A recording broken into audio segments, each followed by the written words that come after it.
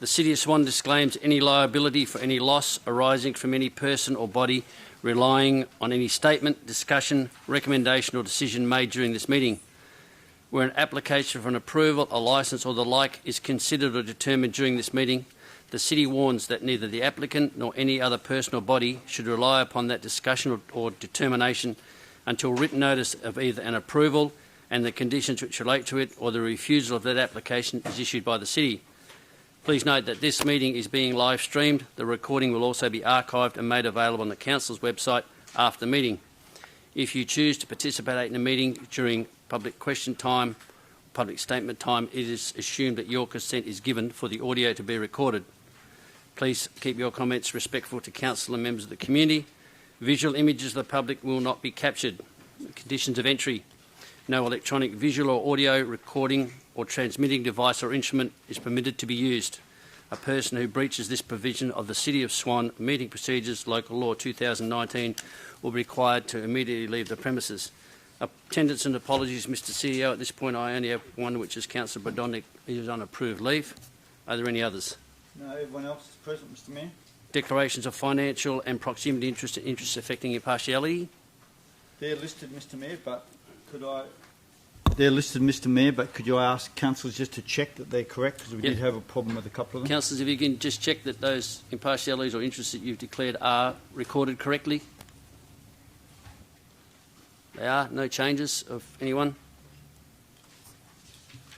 Thank you. That takes us now to public question time. For questions and answers recorded in the minutes of the meeting may be summarised in accordance with the Local Government Act, Administration Regulations 1996. Questions and answers marked with an asterisk have been amended either for the purpose of summarising, e.g. removing preamble or statements, or editing. Answers to which questions were taken on notice. 5.2, questions relating to reports on the agenda. 5.2.1, questions which due notice has been given. We have questions from Ms Amanda Blackett, which have been answered. Ms Blackett, you received those answers. Is she with us today? Not attending tonight, Mayor. Okay. She's working late. Thank you. 5.2.2, any further questions from the gallery for which due notice? Without due notice? None. 5.3, 5.3.1, questions... Mr Mayor.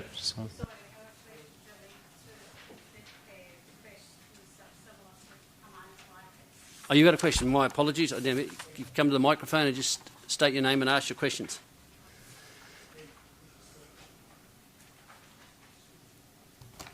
Hello everyone, thanks for giving me the time to speak. My name is Irene Burley and I live at 337 Park Street along with my husband David, who's also come along this evening. We wish to raise serious concerns regarding the proposal to build a daycare centre at 31... Sorry, Ms Burley, have you got questions or are you making your public statement? Well, it's a mixture of both.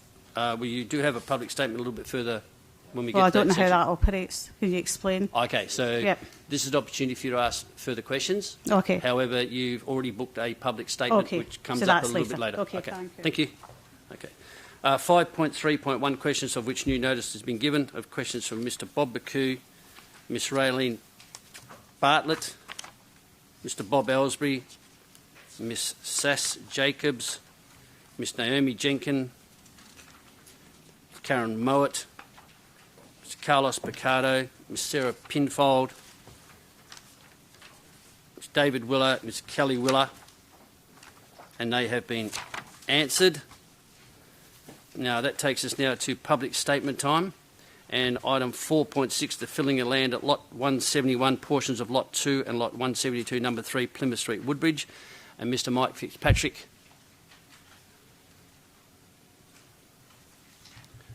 And if you just turn your microphone on, Mr Fitzpatrick, you have 2 minutes. Thank you. Yep. Right. Mayor, councillors and staff, thank you for the opportunity to speak. Two matters I'd like to speak to. The first one is condition 12 in the staff report on our application. I raised at the forum last week as a matter of concern.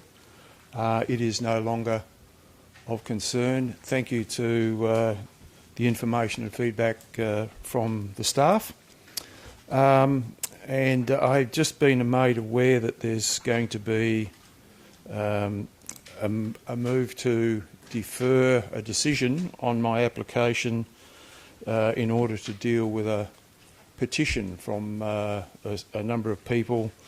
At the root of that petition, as I understand it, is, or either at the root of it or the net consequence of it, is that the Shire make me an offer I can't refuse to purchase the land rather than allow me to develop it. I would just like to express my concern that this is just another delaying tactic on the part of those that wish to retain that land to walk their dogs on and just generally admire the view. I'd just like to express my concern that whilst this petition may represent the best of intentions, I'm concerned that it's not practical and that will just postpone things even further. Thank you, Mr. Fitzgerald. The next statement is from Ms. Jane Bremer on item 2.8, the responsible authority report the reconstruction of the material recovery facility Cleanaway at lot 62 Hine Road, South Guildford. Ms. Bremer, if you come to the microphone. Yep. And you have 2 minutes. Thank you. Thank you.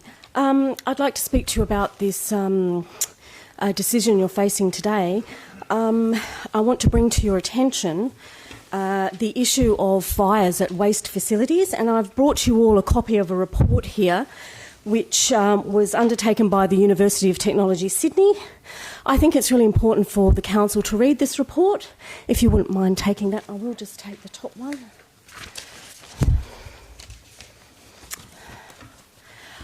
Waste fires, according to this university report, state that despite the immediate attention that waste fires often receive by the media, they remain a dangerous threat to people, the environment and society. So this is an industry that comes with inherent threats. The Department of Water and Environmental Regulation failed to assess the impacts of fire in any adequate way. This facility has never had an environmental impact assessment process. And I note that despite several works approvals application, the proponent has consistently ticked no to a number of questions in that works approval document that relate to incidents of prosecutions, penalties, violations of the Environmental Protection Act, either here in Western Australia and or around Australia. And Cleanaway ticked no to those questions. This beggars belief because a simple Google search will bring up a number of serious issues. For example, the New South Wales EPA has just last week conducted 27 raids on Cleanaway facilities involving 50 EPA officers. They found significant number of non-compliances, and this was related to rusty oil tanks being sited near drains, the unlicensed storage of waste, and poor chemical storage. In addition to New South Wales, there's been 9 fires at facilities at Cleanaway in Queensland. Thank you, Ms. Bremer. That's your 2 minutes. Thank you. Funny, I actually wrote that down. Can you wrap up in 30 seconds, Ms. Bremer? I can do. Thank you. Apart from that demonstrated history of poor corporate behaviour here in Western Australia and around Australia, Cleanaway also associated with PFAS contaminated sites. I do just want to make really one pertinent comment for the City of Swan. I'm from Bassendean. I live on the other side of the river and was seriously impacted by this fire, as were the South Guildford community. I really want to implore the City of Swan to stand up for environmental justice in the eastern region. Thank you, Ms. Bremer. Thank you. Our next presenter on this item is Mr. Chris Coutinho, representing the Guildford Association. Thank you, Mr. Coutinho. And I remind you, could I distribute them around before you start. Pass them around.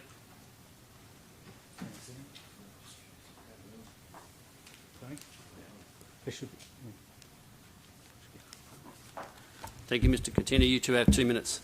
Thank you. I thank you on behalf of the Guildford Association for allowing me to present some concerns that we have with the proposed Cleanaway MRF.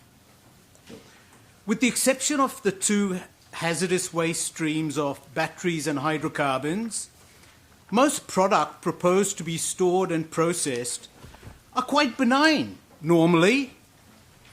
However, Cleanaway and the waste industry have acknowledged that it is a fire-prone industry. And when there are fires, these products are no longer benign. And this becomes quite a noxious industry. I ask you, what happens when heat is applied to lead batteries? The result is highly toxic lead fumes. I ask you, what happens when heat is applied to plastics? Again, the resulting fumes are a deadly cocktail of cyanide, lead, mercury, dioxins, amongst many others. On top of this, the site is being investigated as a contaminated site, with the key contaminant being PFAS. These contaminants do not break down easily, they are cumulative, and they're deadly. Potential consequences are significant health impacts, including cancer. We are not against Cleanaway's facility per se, and are highly supportive of recycling. However, we believe it should be more suitably located away from sensitive receptors, such as the Swan River, residences, daycare centres, Indigenous hostels, and large worker bases nearby. Thank you, Mr Cortino. That's your 2 minutes. Thank you. Thank you. Thank you. That's right. I've got two sentences. Okay, give it to him. Consistent with the words in the town planning scheme, we ask Council to consider this development in light of its impact to both the amenity and safety of the community. Thank you. Thank you, Mr Coutinho. Okay, next is on the proposed childcare centre at Lot 101, number 341 Park Street, Brabham, and Miss David Burley, I would suggest. That's okay, thank you very much. First. You have 2 minutes, Mr Burley. Thank you. Okay, thank you, Council. Good afternoon, and thank you for the opportunity to share our views on the proposed daycare early childhood centre in Brabham, Park Street. One point I just want to make before I start, and that is about the reason why I'm here today is that the standards that you walk past are the standards you accept. For us, the reason I'm here on behalf of my wife, Irene, and my name's David Burley, and we live at 337 Park Street. And you have had quite a bit of information given to you earlier, I believe, in regard to the proposed daycare early childhood centre that's been developed. Two key things I want to actually mention to you, and the main point that I'm here to share some of our observations is about the compliance and due diligence that has been applied to this proposed daycare early childhood centre. There are three main concerns. One, you've been made aware of the noise issues and about the actual rigour that has been applied by what was submitted to you earlier, and I would ask you to revisit that. Secondly, the traffic management that was undertaken at the time was extremely dubious, and it was actually a very quiet time prior to Christmas that has no relevance to what is actually occurring day-to-day basis. The spend on the build has to comply, as you're aware, with appropriate regulations, and there's got to be a 2.1 million spend. Now, people have reviewed that, and that spend is nowhere near over that 2.1 million. And I think if there was a due diligence and rigour applied by your council, that is the appropriate officials who look at that, you should be revisiting because that does not comply. From a process point of view, we have had concerns about the level of consultation, the way that it's been applied by the council, and we'll take that up with the CEO. The other point is we are in a favour of, we agree, a suitable daycare centre. The location is the issue. And all we say is, like you would apply appropriate diligence around what the location is. For us, we actually invested in Brabham. It is, obviously, in terms of Park Street, it is one of the gateways to investment there. And I only just want to make one final point. We came here for a lifestyle, but also in terms of investing. and now the goalposts have been shifted quite considerably. But all I'd say to you is, as a council, it has raised a lot of social media attention, and I can assure you the process by which you're considering Thank you, it Mr. should Burley. be I have considered. allowed you to go nearly 3 minutes. So Okay, thank you very much. Next speaker on this one is Mrs. Irene Burley.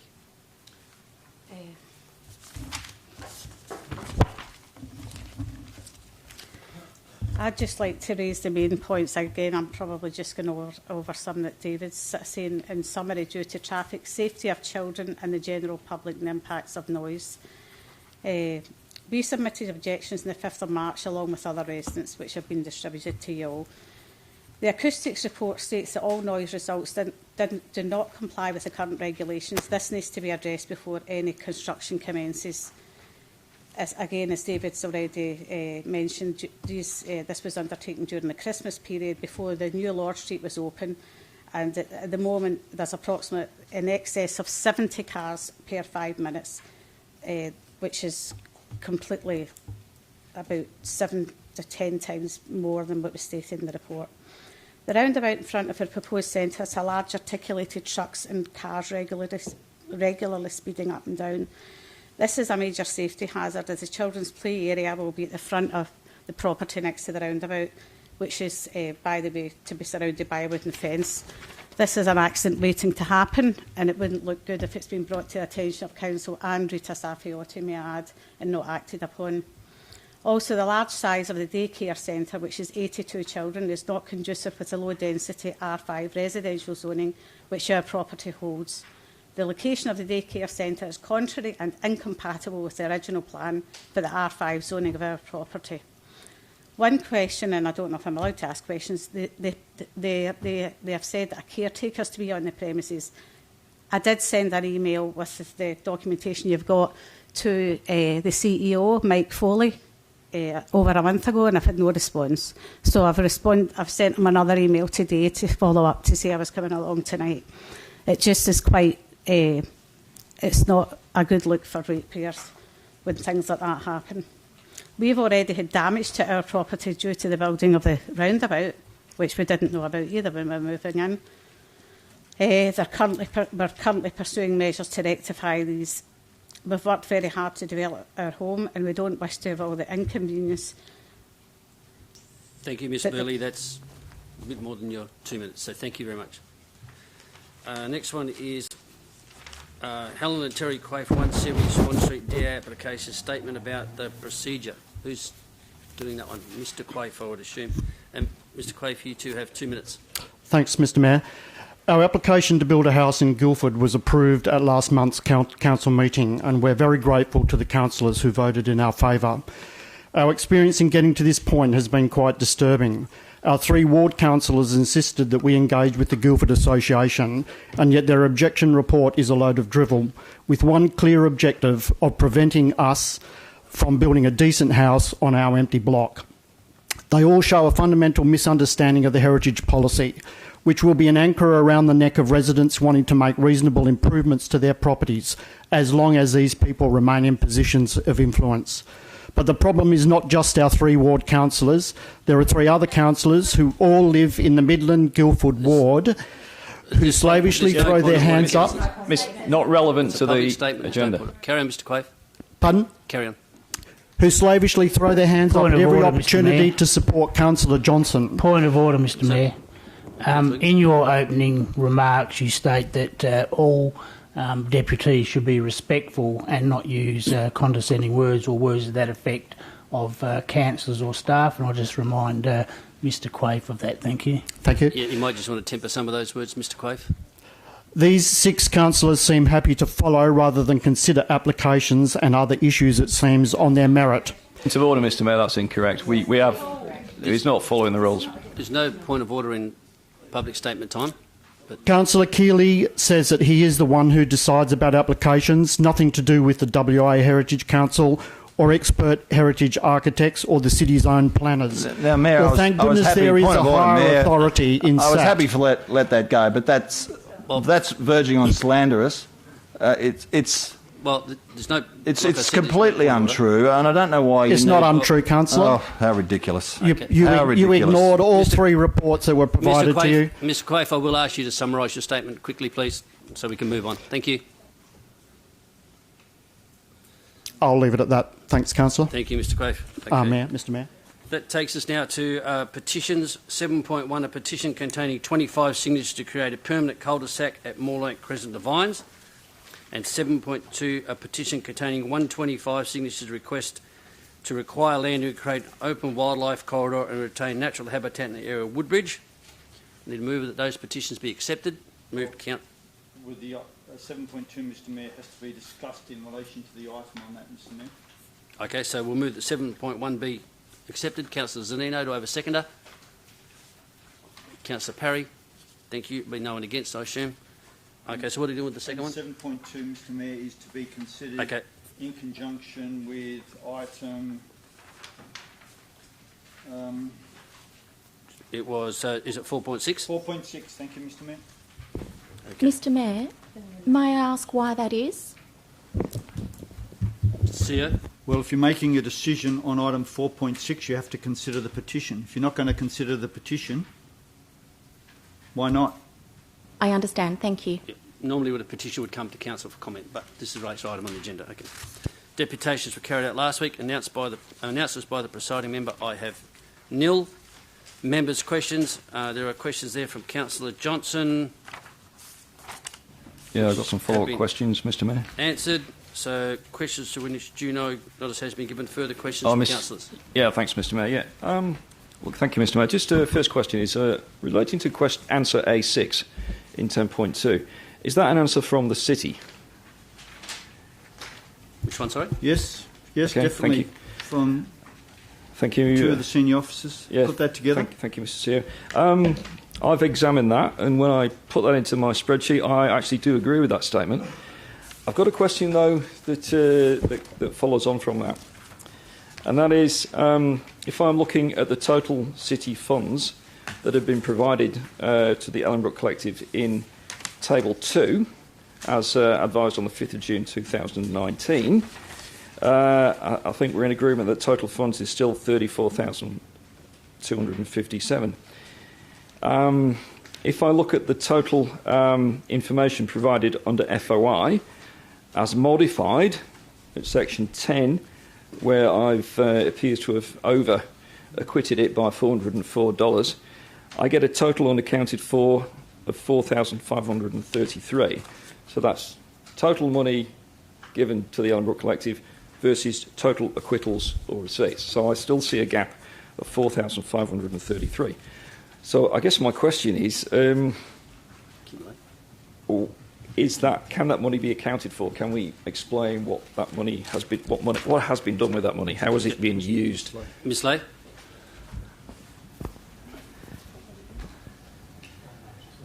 Come on. Anyone? Mr. Bishop. Thank you, Mr. Mayor. Could you just repeat the question again? Because there's obviously some complexity to reconciling between the two tables. So I just want to make sure I've got it right.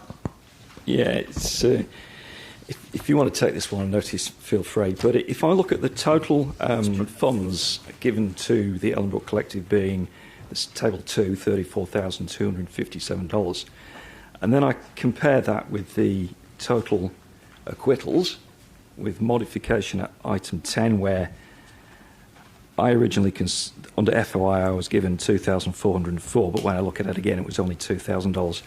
I now find there is a unaccounted for amount of $4,533.20. I guess my question is, how was that money used to the benefit of the ratepayer? Ms. Lay. Through you, Mr. Mayor. Councillor Johnson, you're including some items in Table 1 that aren't subject to being acquitted. Part of those are from place activation funds. Part of them is the overstated acquittal in excess of what the city gave to the Ellenbrook Collective. When you compare that to the list of all the funds that has been paid to the collective, it will not reconcile because the total amount paid includes place activation funds in the order of $6,900, I think, and an amount of $100 which was an award payment. And neither of those allocations require acquittal. So, what documents or information can I get that explains how the $4,500 was used? Or to make it simpler, how was the $6,957 used, which is the funded out of City of Swan Place management budget? So I guess that's the information that I'm after. So if that's not subject to acquittal, and I'll verify that is correct independently, how can I determine how that money was used? Mr Mayor, we can take that on notice and we can itemise what those funds were for. Thank you, Ms Late. Further questions there? Any others, councillors? Councillor Kalano? Thank you. I've been asked by some ratepayers actually about a definition of the word local, you know, in respect of where we're going to get our supplies from, you know, suppliers and service providers in terms of the stimulus package and other things over the next 12 months. So I just wondered whether we've got a definition of the word local. Mr CEO. Mr Mayor, you can make it as narrow as you wish or as wide as you wish, but normally the word local in relation to that would be somewhere within the City of Swan. Okay, so we can take it then, I can let those ratepayers know that we're talking about suppliers within the City of Swan and service providers within the City of Swan. Yeah, providing they are available, but Mr Coaten may want to clarify, providing they are available, that's the other quote. Mr Coaten, if you've got a quick comment. Yeah, I think, as the CEO said at the start, it hasn't been defined by the city. So when we are awarding, in relation to talking about awarding contracts to local companies, is what I'm assuming you're saying. Yeah, as the CEO says, we're trying to get them within the City of Swan. Sometimes they might be in surrounding local governments, but there's no clear definition. It hasn't been defined in terms of exact locations. Okay, so if it hasn't been defined, how do we go about getting that definition? Yeah. I'll look forward to advice from Council on what you believe is local. You're talking about in terms of a motion, or is that going to be something if you wish, less yes, formal than that? By all means. Motion? Because that can be, you could end up with a definition which is too narrow, or you can end up with a definition which is too wide. All right then, thanks. I've got another couple of questions. The mayoral dinner, is that going to be taking place this year? Not this year, no. Not this year, okay. But there's still meetings that's going to be held about that forthcoming in the next few 17th weeks. of April. Pardon? 17th of April. Next year? God willing. Sorry? 17th of April? Yes. Next year? Yes. There's going to be meetings to be held about next year's. The mayoral dinner will be the 17th of April next year, with all things going well with COVID. Thank you, 17th of April. Okay, and the final question is, I've been looking at all these animated videos on the website about the rates and rates information and how it's been calculated and all kinds of things. Just wondered how much those videos cost. Ms Lay. Ms Lay. Mr Mayor, I'll have to take that on notice and confirm. Okay, thank you. Thank you. Any further questions, councillors? Yes, Mr Mayor. Yeah, Councillor Johnson. Yeah, thank you, Mr Mayor. My question is about how are we going to end this meeting? And I guess the actual question is, would it be wise to consider resuming meeting procedure number 7.3, which would then enable councillors to move a motion to adjourn the meeting? And that would make ending the meeting completely lawful, with it, no matter what angle you're looking at it from. Thank you. I think that's already in train, councillor, that councillor can move a motion come 7:30 to adjourn the meeting. Can do that. Mr Mayor, that part of the meeting procedures is suspended 7.4. We can't do that, so we have to actually resume 7.4 in order to adjourn the meeting. So that's the procedure. Two ways, councillors. I can adjourn it as per what we've already discussed on numerous occasions at two-hour meeting. I think that's the point I'm making, Mr Mayor, is I don't believe you can. I think the proper process is to resume meeting procedures, local law number 7.4, vote on that. Then next stage is to vote to adjourn the meeting. I'm So I sorry, think that's Councillor, the but I think proper way to end it. we've done this to death in recent weeks. So you're Mr. wasting Mayor, I think valuable if time. you, having had all the advice you've had, if you adjourn the meeting without following that procedure, you're not adjourning the meeting properly. Well, you can take it up with a higher authority if you wish. Okay, councillors, no further questions? Leave of absence, Mr CEO, I have one from myself and one for Councillor McCulloch. You got those dates? 30th of August till the 14th of September inclusive, if memory serves me correctly. Is there Thank any you. others? They're on the board, Mr Mayor, and also one from Councillor Congleton from the 6th of August to the 8th of August, Mr Mayor. Okay, can I move that those be approved? Moved Councillor Parry, seconded Councillor Zanino. Anyone against? Declare them carried. Confirmation of previous minutes. A resolution to confirm the minutes of the 1st of July 2020 council meeting. Moved to Councillor Scanlon, over seconded Councillor Lucas. Anyone against? Thank you. That takes us to item 13, which is business left over from previous meetings. In 13.3, the caretaker's dwelling at lot 7, number 16, 2J Road, Gidgee Gannup. There's a report provided in the supplementary agenda, and number 13.5, proposed property demolition at number 28 Keene Street is in the confidential agenda. Yes, what about 13.1, 13.2? They're just for noting, are they? Yeah, Okay, the rest right, are for and noting, and Mr the rest Mayor. are for noting. Thank you. Thank you. Mr CEO. Rightio. Takes us now to Part B, councillors. Yep. 13.3. Thank you, councillors. It's in the supplementary agenda. We have to consider 13.3.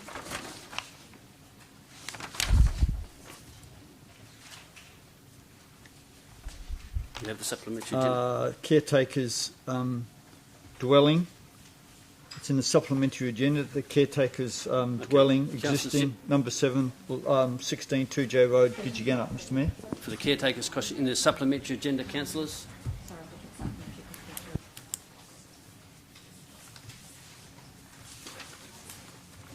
you got it? I haven't got it here. It's on the board, Mr Mayor. Okay, the There, on the recommendations on the board. Mr Mayor, I can't find this document. I'm the same. I don't know where we're looking. Was, There's on so the many. board? It's just all over the place. Sorry. No, don't know what you're talking about. Can't find it.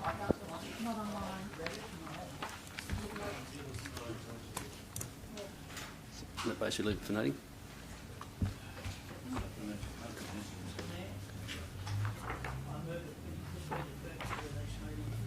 I don't have a problem with that. Okay. I will move for further deferral. A seconder and Councillor Kiley. Anyone against? No, I declare that carried. Thank you, Councillor Zanino. Councillors, a motion to adopt those items that have not been withdrawn. Move to Councillor Lucas, of a seconder and Councillor McCulloch. Is anyone against? Declare that carried. Likewise, also with the confidential items, there is only one item withdrawn, and there are a number that we would like passed tonight, so I move that they also be considered. Move to Councillor Lucas. Mr Mayor, question. Just want to verify which items are there is only one item withdrawn. In the confidential folder. Okay. If I can just verify it's the one that I've withdrawn. 3.6 is the item withdrawn in the confidential list. Yeah, no, I'm in agreement with that. Okay, we're good, because it was going that way. Thank you, Councillor Lucas. Second was still Councillor McCulloch. Is there any against? Declare that carried. That takes us now to item 2.2, which is the adoption of the City Cycleway Network Plan, and a proposed motion from Councillor McNamara.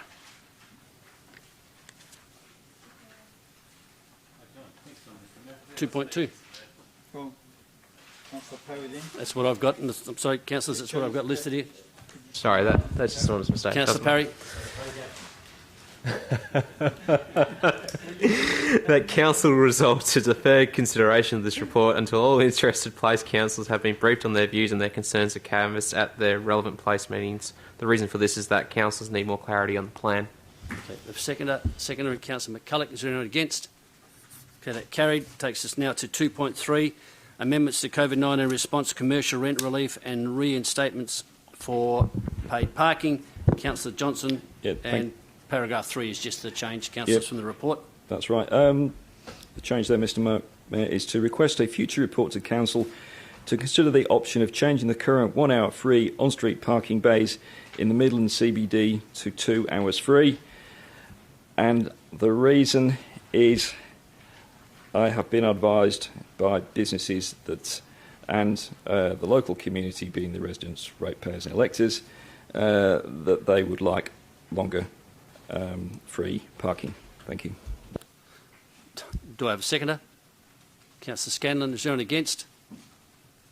No one against. Carried. Takes us now to 2.8, the Responsible Authority Report, reconstruction of the Materials Recovery Facility Cleanaway at Lot 62 Hine Road, South Guildford. A motion from Councillor Perry leaving the room. Councillor Perry is leaving the room. Thank you. Councillor Scanlon. Thank you, Mr Mayor. My motion reads that Council resolve to refuse DAP application reference, I'll just skip through all those words if that's okay, for Yep, we can read Cleanaway. them. Thank you. And the reason being the location of the facility close to businesses, Guildford Primary School, the Helena River and residential homes is inappropriate for this facility given the history of fire and negative health effects experienced by those living nearby during previous fires. Thank you. Do I have a seconder? Councillor Catalano. I do. Is there anyone against? Amendment, Mr Mayor. We have someone against. No, I also have an amendment. Still need to do the amendments, even if no one's against. Councillor Johnson said his first. Well, let's hear your amendment. Okay. Thank you, Mr Mayor.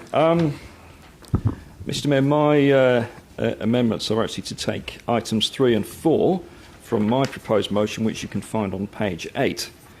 So I propose to amend Councillor Scanlon's motion to include item 3, will become item 2 in the amended motion.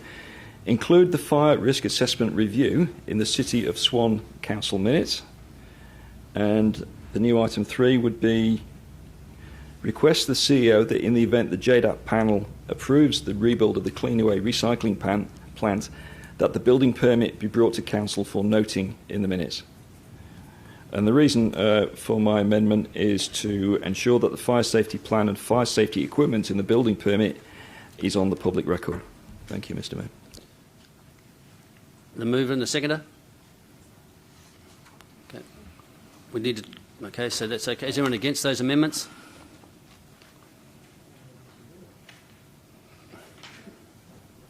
There is? A question? Okay, Councillor Congerton. My question is that doable to include those 2 amendments in the refuse? We've asked those questions previously, if I may. Oh, well, I'm sorry, Councillor, I'm addressing it to the CEO and I respect your comments, but thank you. I want to be able to hear from the CEO whether it can be done or can't be done. Thank you. Mr Russell, I think, can you answer that one?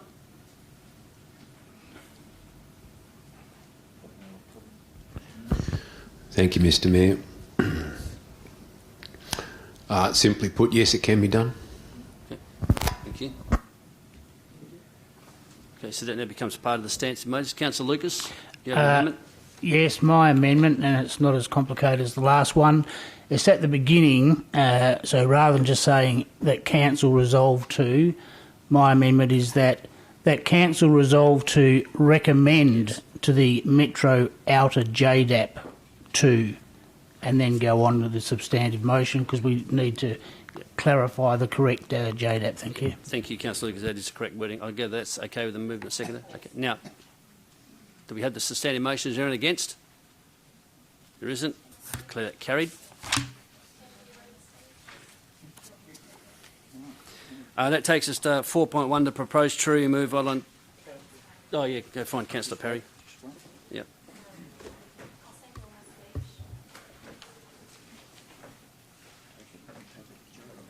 Okay. Yep. I'd save your speech for the JDAP meeting. You can do a deputation. Yes, just need to apply to the JDAP Secretariat. Okay, councillors, we're now back with item 4.1, the proposed tree removal at Camp Persick Road. The first motion is Councillor Henderson.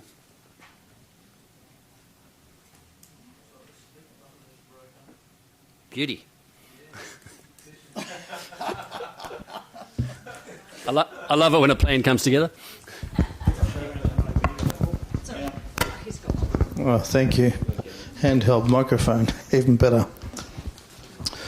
Councillors, I move that Council resolve to 1, defer consideration of this matter to a future Council meeting of Council. The reason for the deferral is to allow staff to A, prepare information on alternative options to avoid removal of trees such as crash barriers and assessment of reduced clear zones. B, review traffic signage at Hadrill and Campasic Road intersection and assess the intersection safety concerns raised by the community. C, review the existing protruding concrete curbing, safety aspects, its purpose and effectiveness on Campasic Road at the corner of Hadrill Road. D, assess the need for tree pruning to alleviate the risks of trucks hitting overhanging tree branches and to consider removing dead tree branches overhanging Campasic Road, noting immediate pruning may be undertaken if required following consultation with the ward councillors. E, prior to coming back to Council, undertake wider community consultation seeking input to proposed works through widely promoting information sessions to be held in the Swan Valley Place office to include residents east of the North-South Railway line in Baskerville, Brigadoon, Millendon, Herne Hill and Middle Swan. Do I have a seconder? Councillor Jones. Is there anyone against? So what? Oh, they are. Yeah, well, he's got a reason to include it. Yeah. Yes, thank you. Yeah, okay. Question, Councillor Congerton? Thank you, Mr Mayor. Look, I'm sorry to throw the usual in to the conversation, but when it talks about consultation to the wider community, it's a bit like the local a moment ago. What is wider? Where are we going to in the widths? The usual, so the question is, but usually we would go to either 100 properties or we'd go to 2 kilometres either side or 1 kilometre or whatever. I just like to understand where wider community. Well, I guess the mover might answer that. Yeah, and if not, they're listed under Section E. Yep. I know I can see that it's got North West Railway line and Basketball, but I've got emails, Mr Mayor, from a far wider reach than those. So it's limited to those areas, Councillor. So is it limited to those areas? Is the question? Mr Mayor,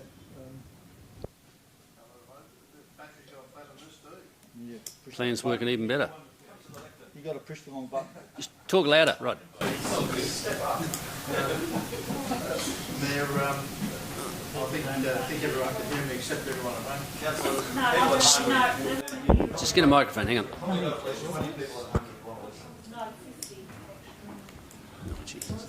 Just in response to the question, Councillor Congerton, there has been a lot wider than the local rural area. That's true, and I'm happy to take an amendment if you feel that needs to be improved on. It's just that the proposal that we have before us was taken from a very narrow consultation on a very small part of Campasic Road.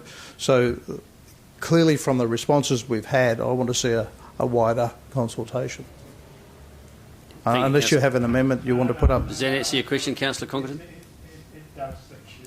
Okay, now I believe we have councillors against. There were some hands. I've got an amendment. Amendment, Mr Mayor. An amendment? Yeah, okay, Yep. let's hear it. Okay, my amendment is to put in a new item A and renumber all the others. The new item A is to assure the community that the city will not remove the trees. I'm happy with that. Well, it's contrary. No, I've read it. It's not contrary because it says to avoid removal of trees. This is communicating and assuring. Well, at this point in time, the motion reads defer this to a future council meeting. So it's a bit bob two each way, I think. Mr Henderson. Are you putting that out of order, or is it open? Well, I think it's contrary. You're asking for this to be deferred, so whereas Councillor Johnson's asked actually to make a decision. Well, if you are ruling it out, well, it's out. Should we move it? What, seconder? I'm No, I happy know, for I'm it to not be looking- in, but I'm looking at the one behind you. Okay. Mr. Mayor, if the proposer is happy for it to be in, and I don't think it's contrary, can he not? Can we not proceed? Well, the second that she said take it out as well. So you want to debate this thing for ages, councillors, to whether we consider a decision which I believe is contrary to the motion. So in that case, I'm going to have to rule on it. We're asking for a deferral, not actually making a decision here. Second. He's basically asking for a deferral. I'd like to debate it, thank you. Because I think it is important. We've had over 50 I emails. understand all that, There's a lot of people out there that actually What want are to. we actually debating? Because we're not actually making a decision here other than to No, defer but a decision. we're debating whether there's going to be some surety in this motion that the trees aren't going to be removed. Well, That's the purpose, Mr. Mayor. So maybe we could get on with the debate. I think we should get on with it because I believe that it's contrary, and I'm going to rule on it that it is contrary because given it's a deferral, and if it's going to be successful, it's going to come back to council, and you can put it in there then when you're actually making a decision. Mr. Mayor, I understand what you said. I'd just like to move a dissent from your motion. Well, you can move that. I'll second that. Thank you. Okay. Those in favour against my ruling? 3. I think that tells us 3. Okay. So now we have a mover and a seconder. There was councillors against who wished to debate it. Councillor Henderson, you open the debate. Thank you, Mayor, councillors. Feels a bit strange being behind this microphone. But in any case, councillors, as you are aware, there's been considerable discussion about this. My first thought was to immediately put up a motion for refusal, and that I'm sure would have got strong support.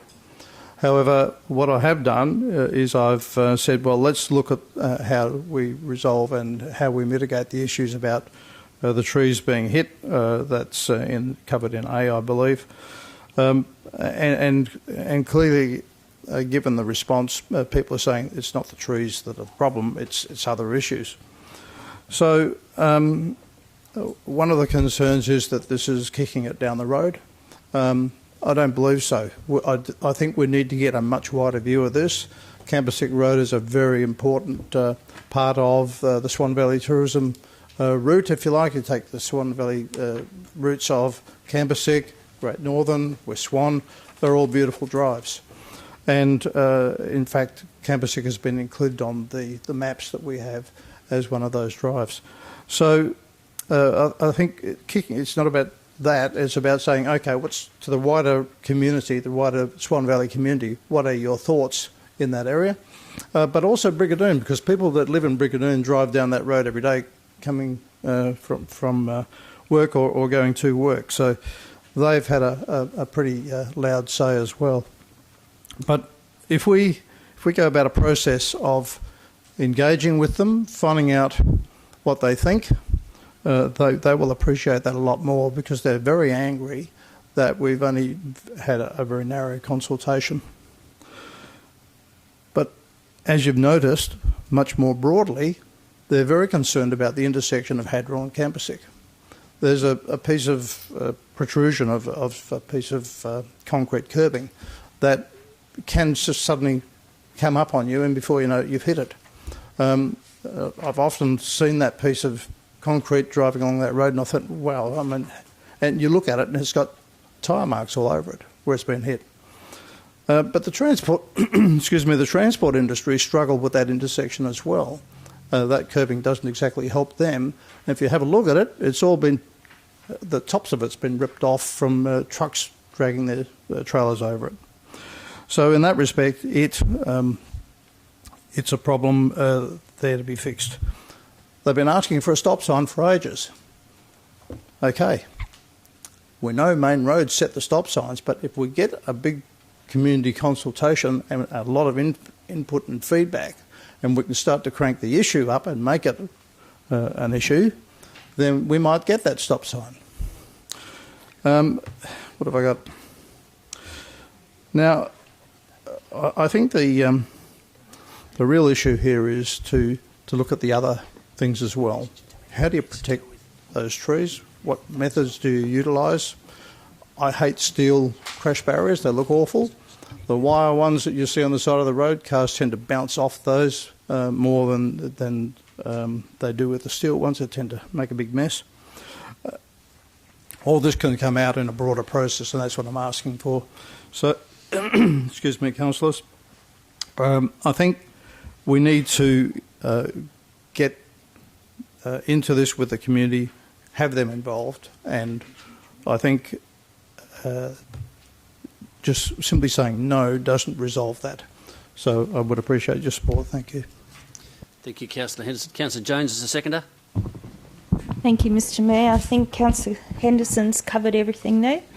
I also wouldn't like to see the trees removed, but I think we have to do the due diligence and talk to the residents. Thank you. Okay.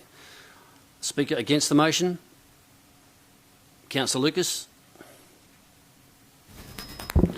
Thank you. And the only reason I'm not supporting this motion is I'm going to support Councillor Zanino's motion, which hopefully will get up if this one's defeated. As Councillor Henderson said, the trees are not the problem.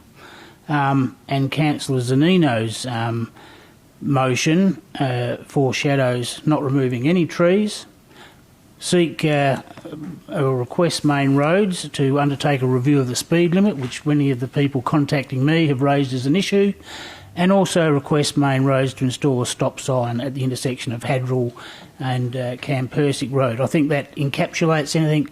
We're not deferring it for months down the track. I like community consultation, but I think all those people who wanted to contact councillors with their views about saving the trees have done so.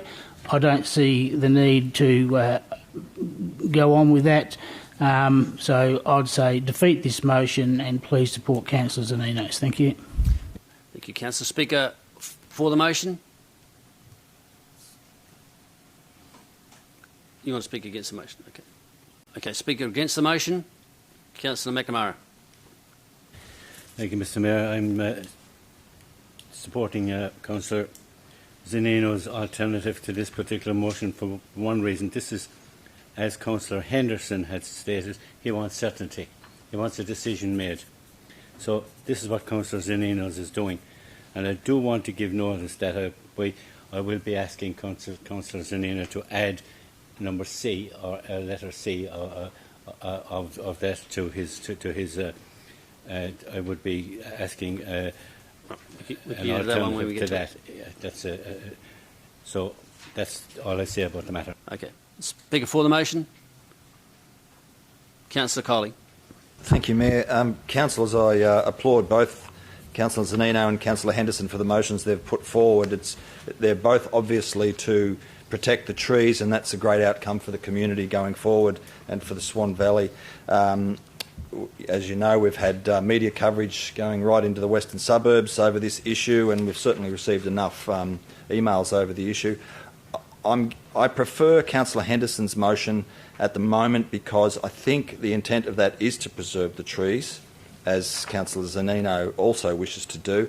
However, I think this enables us to look a little bit longer and further at the issues in respect of ways we can make significant changes and improve for example, the concrete curbing safety aspects. I think it's possibly a little bit more thorough. I'm not sure if Councillor Zanino's so I'm going to be backing the idea of not removing any trees at all. I think there could be a possibility of saplings growing up, so I'm not sure whether Councillor Zanino's motion is possible, because there could be a sapling, which effectively is a tree, growing within 3 metres along Campersic Road. They may need to be removed, so I'm not sure if it's thoroughly workable. There might be an amendment that could come to Councillor Zanino's motion, and I would foreshadow that if this motion fails. So at the moment I'll be supporting Councillor Henderson's motion that we move forward with a thorough assessment of all the issues, and we undertake this sort of investigation into all of the issues and bring it back to Council later. In the meantime, the trees can quietly grow away there and be enjoyed by all in the community. Thank you. Thank you, Councillor Coley. Speaker against the motion? Wish to make an amendment, Mr Mayor. You want to make an amendment? Yes, please. Yeah. Can I please ask the mover and the seconder to include Councillor Zanino's point 2 and point 3 and move it over to Councillor Henderson's down the bottom there, F and G, please. If that's okay with the mover and the seconder.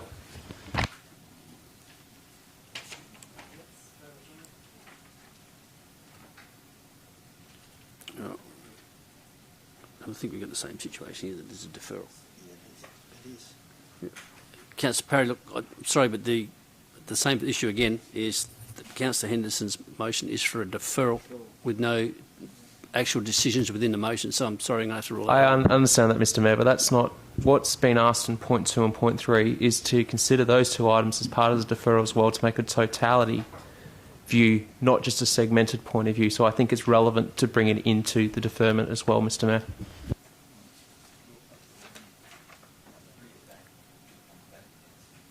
Worst, it brings back to council, Mr Mayor, that's all I'm asking for. Can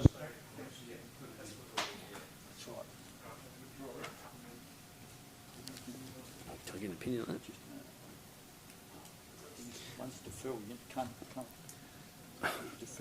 Miss Albright, can you just assist for that? I'm just want a bit of extra clarification there.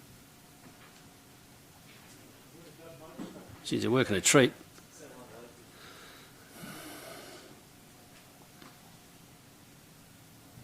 Through you, Mr Mayor, you can make amendments that do not negate or are not contrary to the existing motion. So the motion is to defer with certain things to occur before the motion comes back to council. If I'm understanding Councillor Parry correctly, he's saying that these are some other things that need to be considered before this motion comes back to council. The only thing I'm not sure about is whether or not we would receive a response from Main Roads on both of those items before the matter would come back to council, so it could potentially defer it for quite a long time.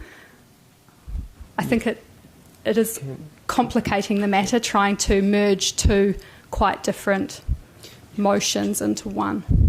Can I ask a question to the Mr CEO, if that's okay, Mr Mayor? How long would a response normally take to Main Roads? CEO. On normal process?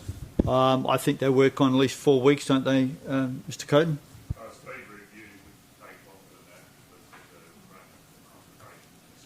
You could take item 2.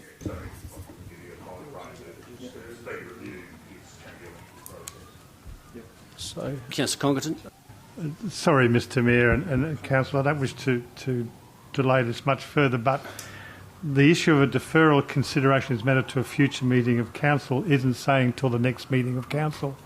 And to do a public consultation process, as we know, takes a lot longer than 2, 3 or 4 weeks. So we could expect this to come back, I would suggest, maybe within a 10, 12-week period. So I would have thought there might be sufficient time in that case to get the responses required. Councillor Cole, you got a question as well? I propose we, with your permission, Mayor, that we move as an urgent motion points 2 and 3 of Councillor Zanino's motion, or consider that tonight as an urgent motion, if Councillor Zanino would be prepared to drop point 1. Well, I think we're getting nearly all of Councillor. Look, councillors, if I could, look, I think I need to make a decision here. I'm quite happy to take item 2, which is requesting Main Roads to do a survey, and that fits with the item to come back as part of that report. Paragraph 3 actually asks for a definitive action, and that, in my view, is contrary to a deferral, similar to what we've had that before. So, Councillor Parry, I'm happy to take part 2, which is a request for a report, which fits with the motion, but I'm ruling that actual paragraph 3, as being a definitive action, be left out. Mayor, I believe both, sorry to interrupt, but I believe both points are simply to request. They're not actions in themselves, so point 2 and 3 are completely applicable to include. Well, I'll read it again. Request Main Roads install a stop sign. It's not asking to do a report on a stop sign. It's saying fit the stop sign. Even asking for sorry, Mr Mayor, sorry to interrupt, but even asking for a speed review is just requesting the same thing anyway. So there is no difference between the two, if you ask me.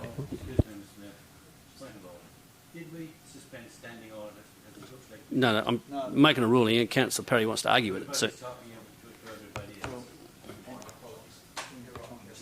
And we're burning time, Councillor. So look, I'm quite happy to rule on that. And that, in my opinion, is the correct ruling, Councillor. So that now becomes paragraph 2. Actually, if you're in favour of that, and it's I move okay with that, the yes. mover and the seconder, becomes part of the stance in motion. The other one remains with there. So, okay, so I've got a mover and a seconder. Councillor Jones has spoken. Is there any further speakers for the motion? No? Speakers against the motion? Councillor Zanino, you're first. Thank you, Mr Mayor. Councillors, I understand where my co-ward councillor is coming from, but in this instance, I think you've all had a heap of emails and been contacted by the community, and they've stated quite succinctly what they want or what they would like you to do.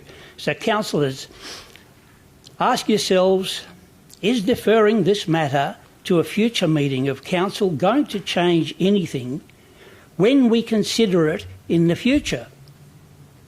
Maybe. In my opinion, no, it won't. All we're doing is asking the officers to go away and prepare information on alternative options and undertake wider community consultation. This will take time and money. It's not going to take a couple of weeks because the officers need to go there and do exactly what it states. Alternative options and community consultation. This will take time and money, as I said, which in my opinion will be totally wasted. The officers' time can be better utilised. Deferring this item will not save the trees, and wider community consultation will only increase the objections to the tree removal. We need to make a decision tonight, and my alternative motion is what should be supported. So I ask you, consider carefully. I mean, as I said, I don't have a problem with Councillor Henderson's, but Councillor Henderson's motion does not deal with the problem. It's prolonging it.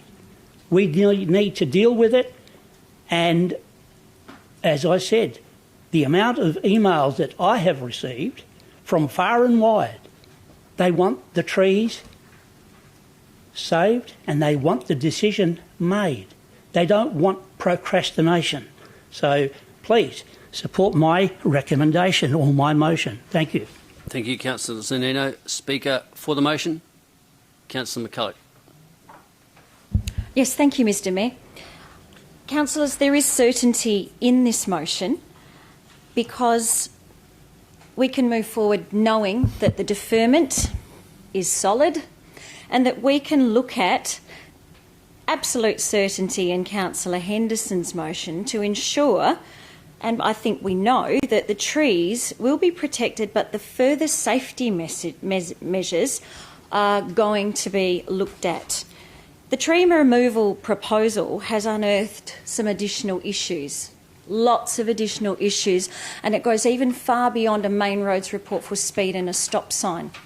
We have received, and I replied to approximately 45 emails in regards to these concerns from community members, local and wider. So, to assure our community, councillors, that we're taking this very seriously, Councillor Henderson's motion has significant merit. It addresses a lot of important aspects. Main roads will take time, yes. Maybe when our officers are engaged, and I believe our officers' time will be very valued on this, and the cost and the time that is taken there, I think that's important for our community. And maybe there will be a natural flow-on and opportunity for main roads to be engaged as well. But let's make sure that we are thorough with this, councillors. We deal with the problem thoroughly. We're not prolonging it.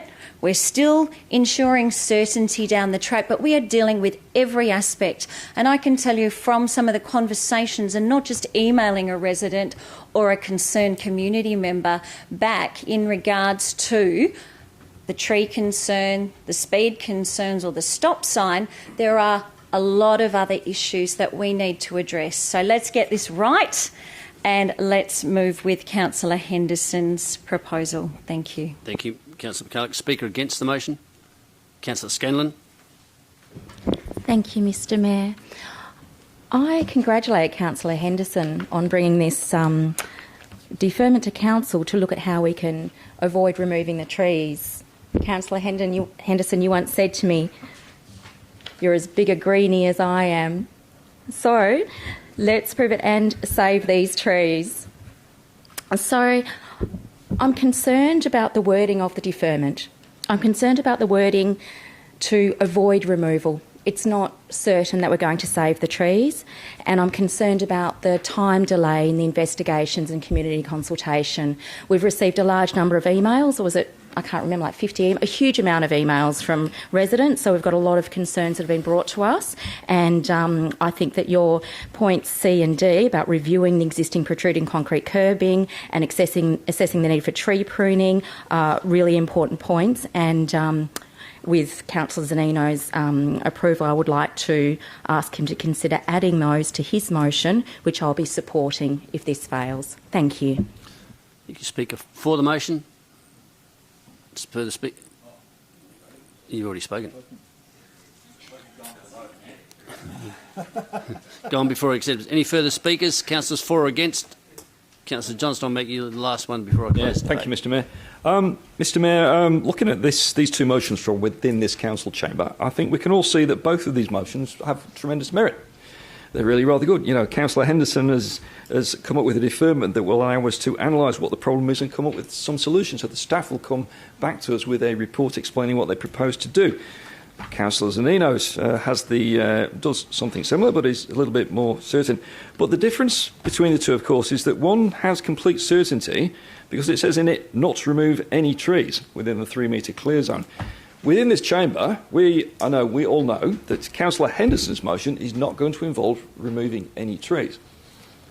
But the key group of people that we need to assure tonight are those people who have emailed us, phoned us, and whom we have met, who have actually come up to us in the street or at events we've been to and said, please don't remove those trees.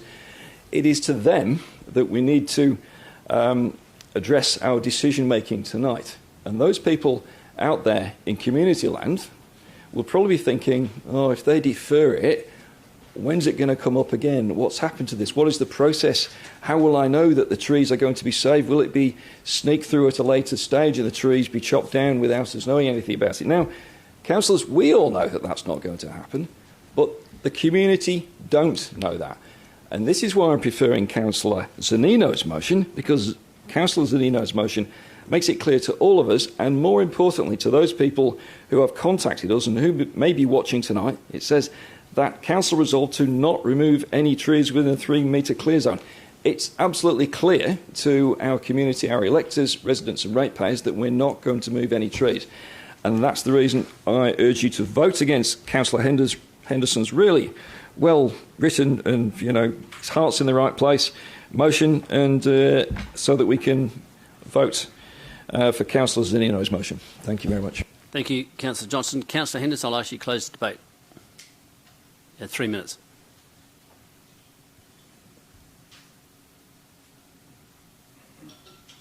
Thank you, councillors, and all good debate. I appreciate the consideration that's been put to this very important matter. Just want to make it very clear. This item does not have a timeline. There's no urgency for this item. There seems to be some discussion that we've got to get this done immediately. We're not going to go out and start cutting down trees tomorrow. And in fact, this motion effectively holds that off.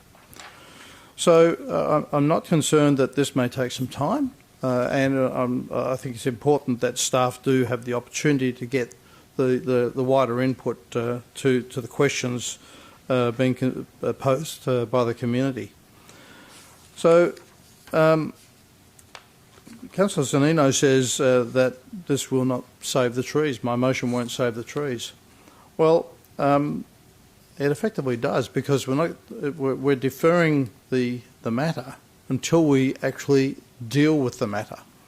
Now, if we defer it to get the full detail and the full information and to provide the right outcome that the community expects, then I believe we would have done the right thing. That's our job as a council. And the community do want to be heard. They want to come along to information sessions, look at the proposals. They want to see what we're proposing to do. They want to actually have their say about how we deal with this problem. So we should give them an opportunity. That this motion gives them that opportunity. And just to cover the question about options to avoid. Well, of course, I'm talking about coming up with those options, but my motion actually stops the process of cutting down the trees. So until we come back to council, then there is no issue around options to avoid the removal. So I think this strikes the right balance, and I would appreciate your support on this very important matter. Thank you, councillors. Thank you, Councillor Henderson. I now move the motion. Those in favour? 1, 2, 3, 4, 1. 6. Those against? There's a remainder. The motion is lost. Councillor Zanino.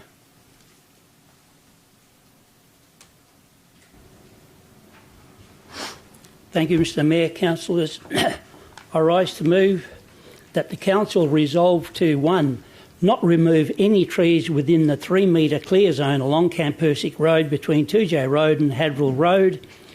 2. Request that Main Roads WA to undertake a speed review along this section of road to lower the speed limit. 3. Request Main Roads WA to install stop signs on Hadrill Road at the intersection of Campersic Road. And I would like to also, as it's been suggested, add point C from Councillor Henderson's motion. Review the existing protruding concrete curbing safety aspects, its purpose and effectiveness on Campersic Road and the corner of Hadrill Road. And also D, if needed, assess the need for the tree pruning to alleviate the risk of the trucks hitting overhead tree branches, and to consider removing dead tree branches overhanging Campersic Road, noting immediate pruning may be undertaken if required following consultation with ward councillors. And the reason for changing the staff recommendation is to ensure that road safety is addressed while avoiding the removal of the trees. Okay, seconder. I think Councillor Scanlon might have been first. Okay. Just as a seconder. Oh, okay. Thank you for pointing that out. Okay. So, the seconder and Councillor Henderson. Is there anyone against? Amendment, Mayor. You wish to move an amendment? Okay. Point 1, if that suits the mover, is not remove any trees within the 3 metre clear zone. And I need staff direction on this. How do we distinguish between what might be a sapling that's maybe a year, 6 months old, or I mean, we can't just go any tree because. Well, you want to leave it at not remove any of the 60 identified trees then. Just leave it.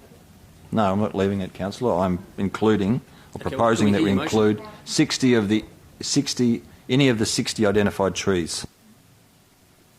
Councillor Zanino as the mover. Fine. The seconder? That's fine. Okay. Now that was amended to any of the 60 identified trees. Is there anyone now against the substantive motion as amended? There isn't. Okay. Thank you, councillors. Declare that carried. Takes us now to item 4.6, the filling of land at lot 171, portion of lot 2, lot 170, Plymouth Street, Woodbridge, and Councillor Scanlon. Thank you, Mr Mayor.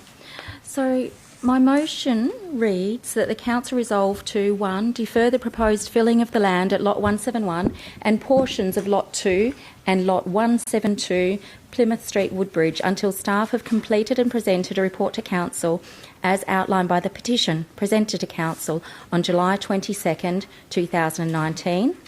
And 2. Discuss with the applicant the possibility of the City of Swan purchasing the land. And the reason for the motion is that Council was presented with a petition on the 22nd of July. Seconded, Councillor Johnson. Is there anyone against? There is. Do you wish to debate it, Councillor McCulloch? You wish to debate it? Yes. You do? Okay. Councillor Scanlon, I'll ask you to open the debate. And you have 5 minutes. Thank you, Mr Mayor. So I've put forward this motion because last week we were presented with a petition by the residents of Woodbridge, some 120 residents. Now, I believe it would be disrespectful to a great number of people in the Woodbridge area and of the City of Swan to not consider a petition presented to us. I believe it would be a very poor exercise in community engagement. Now, the community have come to us and asked us to investigate options of saving and protecting this existing green corridor. In the words of a previous councillor, Christine Quinn, once it's gone forever. It does not take us long to investigate whether we can save some of this land or this land, look at ways the city can protect it for generations to come. Now, it's been said to me that this can't be a wildlife corridor because of the shape of the land being adjacent to the railway line and Great Eastern Highway. However, I argue that point because animals can cross over a railway line and perhaps they can fly over a railway line. So these trees are nesting sites of birds. I don't know the specific species or breed of bird, but I've been told by the residents that there's a great deal of wildlife there. So, according to the Department of Environment, the wildlife corridors are connections across the landscape that link up areas of habitat. We are fast losing habitat in the City of Swan, mostly through the urban growth corridor with endorsement by the state government. City of Swan areas are within our control mostly, and we must take that option to control it.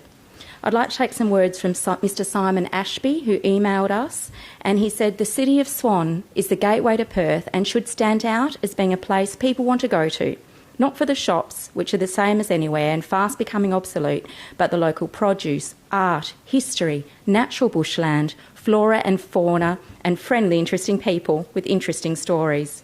Whilst national parks such as Avon Valley and Walyunga may have some protection of small sections of natural vegetation do not. We've already seen Whiteman Park split by the Northlink project when most people considered it to have been protected. The issue of protecting areas is not specific to the Midland Guildford ward, but applies to all wards in the city, possibly even more where the environment has been severely impacted. Altone Ward, the Bennett Springs corridor. We understand there's a part of a current study, but it will need protection. Whiteman Ward. We've already seen how vulnerable this is with Northlink. Pearce Ward. Is Moulton Wetland and Ellenbrook safe from development? Swan Valley, Gidgegannup Ward. The Swan Valley is already being developed at the expense of natural vegetation, heritage viticulture and farming. The residents of Woodbridge urge us to investigate ways of protecting and enhancing the remnants of bushland and natural habitat before it is all gone. This applies to not just the Midland Guildford Helena River section, but throughout the Shire. Other councils are taking the opportunity to purchase parcels of land to create forever bush sites. This is a progressive way of councils moving forward. However, there may be other ways. I'm not a planning expert, but we have them here. Let's ask the planning experts to consider the petition presented to us and not ignore the residents of Woodbridge. Thank you. Thank you, Councillor Scanlon. Councillor Johnson is the seconder. Yeah, thank you, Mr Mayor. Councillors, this piece of land is within the Helena River floodplain. It is currently separated from the floodplain by the goods rail line, which passes through Midland. But as many of us may know, there is a long-term plan to remove that goods line, and I would imagine also future councils, I'm sure, will lobby to have the embankment removed. Councillors, this is a piece of land which is zoned residential, but it is not ideal residential land because it is so low-lying and is so steep. It does look more like parkland, and certainly Lot 3, which is the lowest lot of the three, I think could not be built on. And I think it would be wise to give consideration to bringing it into public ownership, which is the purchase, which is the reason for this motion. Councillors, this motion does not oppose the proposed filling of land. What it does is merely defer the proposed filling of land so that appropriate consideration can be given to purchasing the land. Now, this land has been zoned residential since 1978 and it has not been built on. So it is a classic piece of residential land that for some reason has never been built on. Probably it should never have been zoned residential in the first place, but we need to acknowledge that it is. Now, at one point I did give consideration to the fact that the residents just wanted to have advantage of this wonderful green space next to them, but I now, having visited the land and walked over it in a significant and looked at it in significant detail at the weekend, I now form the view that it is something that needs to be preserved for the whole community, because it does connect up to, even today, you can walk down to the Helena River from this strip of land. During my walk with the residents around the land, not on the land, we were shown a number of indications of Quaenda living there, which are relatively rare, and they clearly are using this land for foraging and digging holes. And the only reason I could tell for certain that this was most likely a Quaenda, because I could tell for certain that the holes that were dug were definitely not dug by any feral European creature, because I'm familiar with the diggings of various wildlife from the United Kingdom. So no, this was definitely a native mammal doing that. So, councillors, we're just going to defer it to discuss with the applicant the possibility of the City of Swan purchasing the land. It's not going to take a long time. Lot 3 in particular is relatively unsuitable, and who knows, the owner may jump at the opportunity. We may get ourselves a bargain because the small low-lying triangular piece of land, which I think the owner may wish to dispose of, I think we may find that we get ourselves a small addition to the existing wildlife area. So, councillors, this is worth doing. It does not mean that ultimately the filling of land will not go ahead. It's an opportunity to discuss the possibility of adding to the city's environmental assets and retaining them for the future.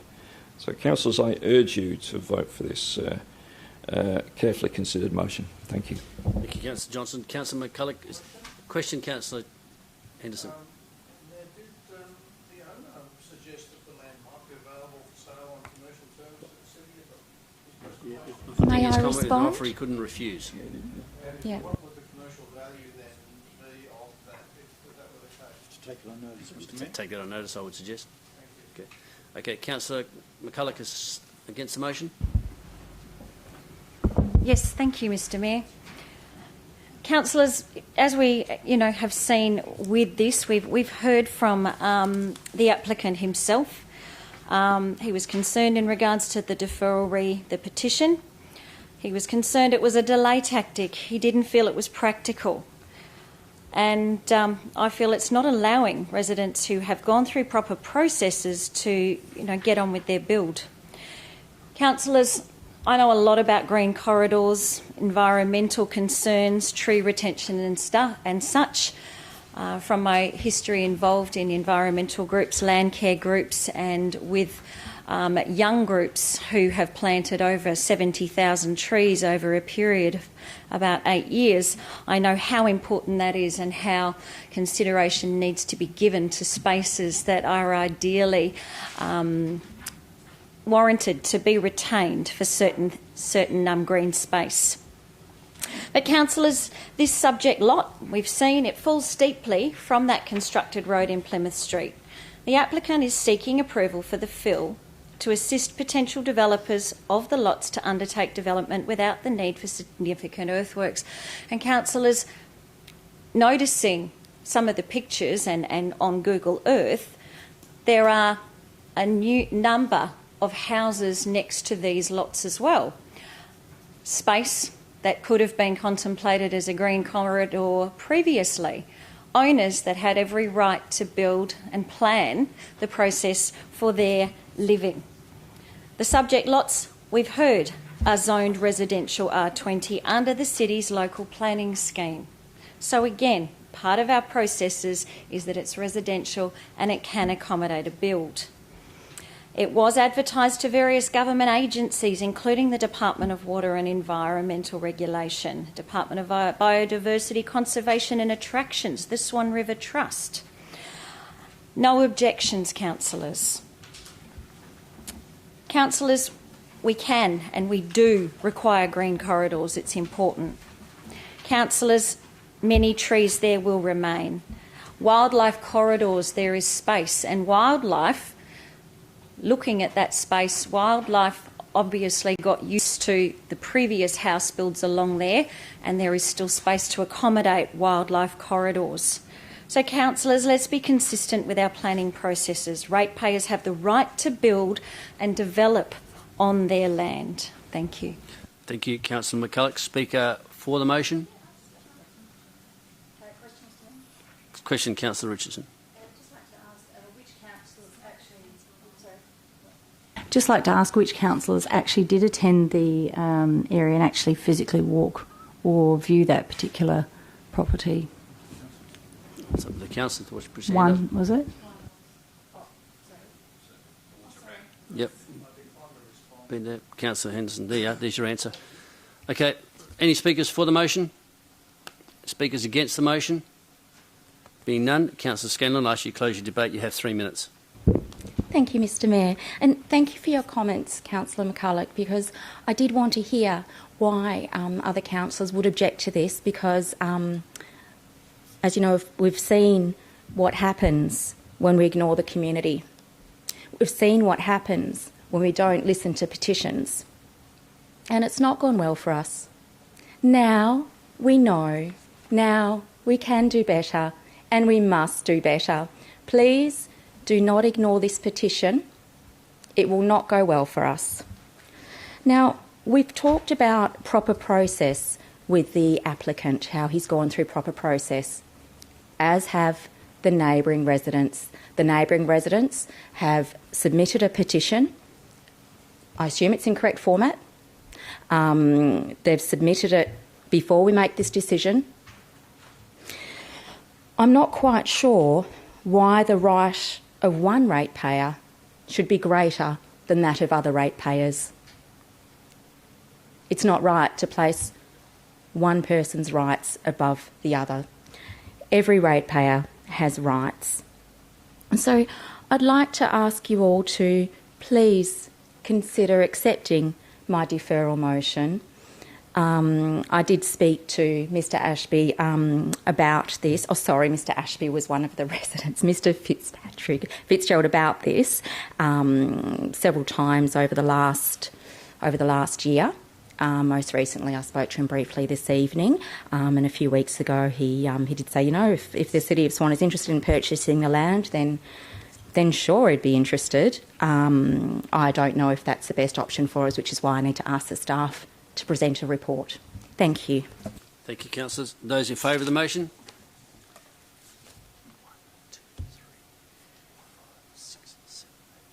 9. The motion is carried. Okay, that takes care of everything in Part B. That takes us now to Part C. Mayor, 4.4, I'm wondering when that would be dealt with. Being dealt with, councillor. You moved it in bulk at the start of Part B. No, I moved on Monday that I would be moving the officer's recommendation to option 2 to refuse, and that's just hasn't been included in the documentation. That's all. Well, I certainly don't have anything. I don't have anything on my list. Not on the list. What's on the list? Need a rescission motion, Mr Mayor. Sorry. You can move a rescission motion at the meeting. It needs to be dealt with. Right now. Okay. So I need five hands up. I move a rescission motion.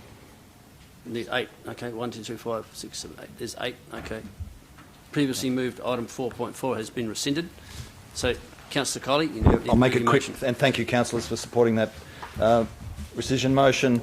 In actual fact, I was going to move option 2, but I now want to defer the motion, and the reason is that we didn't do any consultation. It's on page 357. Public consultation, no public consultation was done, and consultation with other agencies and other consultants, no consultation was undertaken for this application. What concerns me is that I believe it's right on the track where the new train station, the Allenbrook, the line through to Allenbrook will actually end up.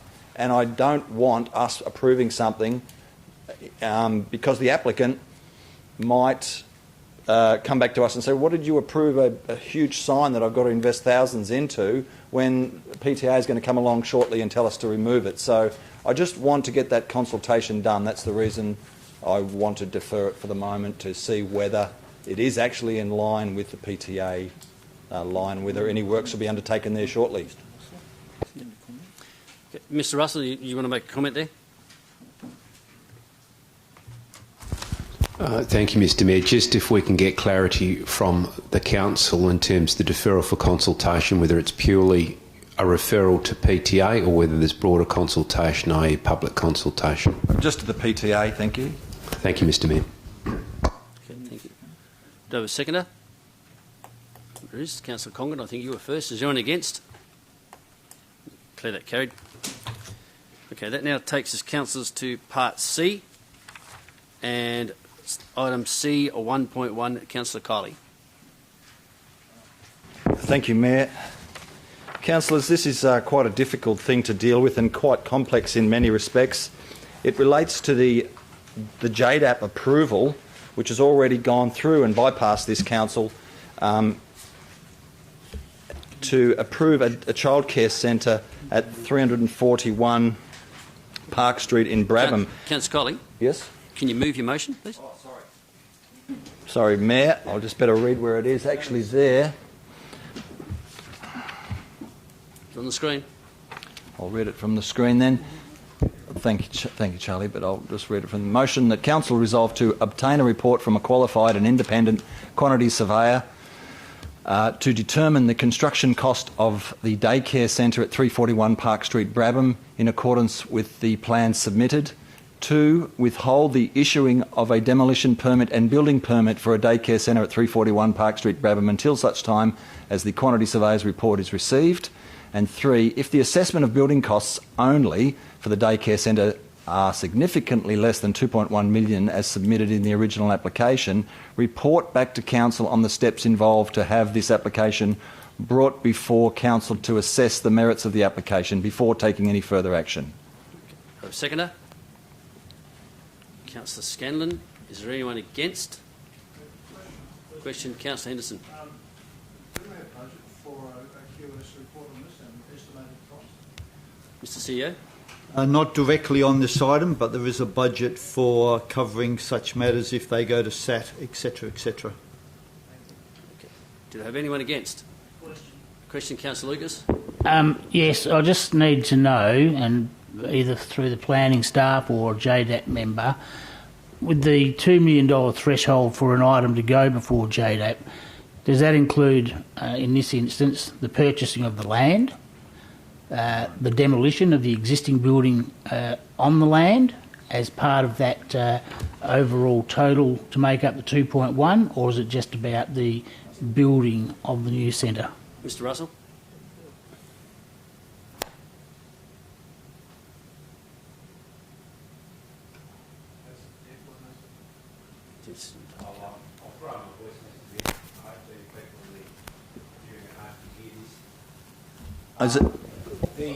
Sorry, Mayor, could I ask Mr. Russell to come to the lectern, because there's people interested in hearing what he has to say? You're in a bit of a kind of silence there, Phil.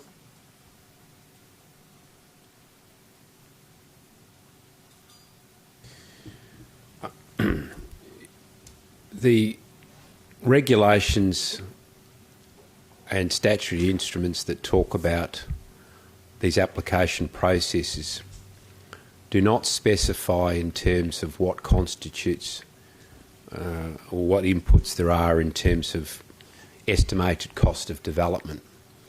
But development generally is not the land per se that you're building on. It will be, it will include, or should include, I think, in terms of a common sense understanding, the cost of the works, and that would include the cost of demolition of a house. Whilst it does not specify anywhere that it explicitly to exclude the cost of purchase of a land, I think we would find in a common reading and an analysis of what that would mean, that it would exclude the land. Okay. Thank you, Mr. Russell. Further questions? Okay. Question, Mr. Mayor. Question, Councillor Johnson. Through you to Mr. Russell. Mr. Russell. Just reading through this in the officer comment, does the council have capacity to actually have this application brought before council? I mean, what can we do with it? Is it possible for us to, it says here, to have this application brought before council to assess the merits of the application? Can we do that? Mr. Russell. Through Mr. Mayor, let's be clear. This is no longer an application.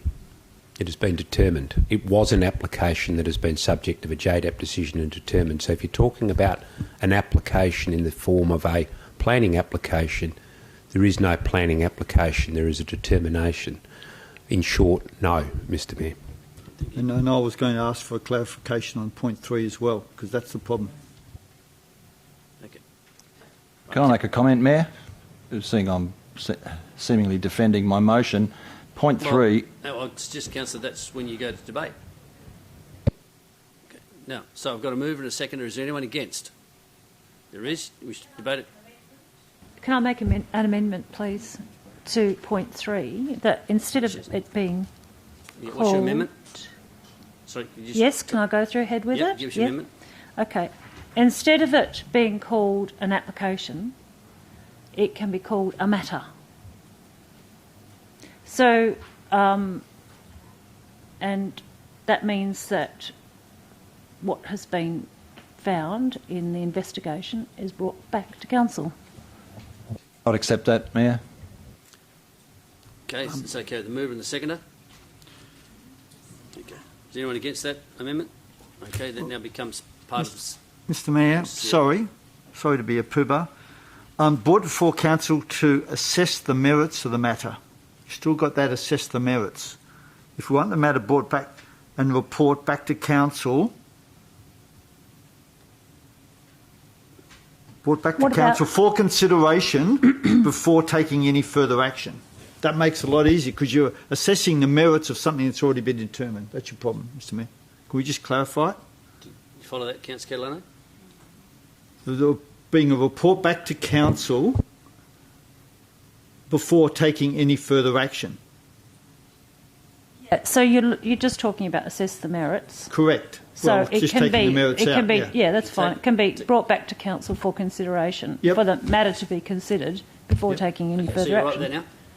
Before council for the matter to be considered before taking. As per the wording on the board. Yeah.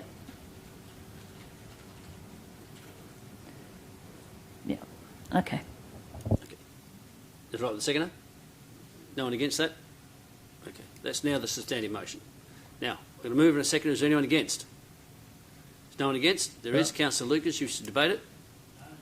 Okay. In that case, we'll put straight to the vote. Those in favour? 3, 4, 5, 6, 7, 8, 9, 10, 12, 13 to 1. 30, no, that can't be right. 3. That's right. Yeah, you're two down missing. two. That's You're right. down two, Mr. Mayor. Okay, that's now carried. That takes us now to item C 1.2.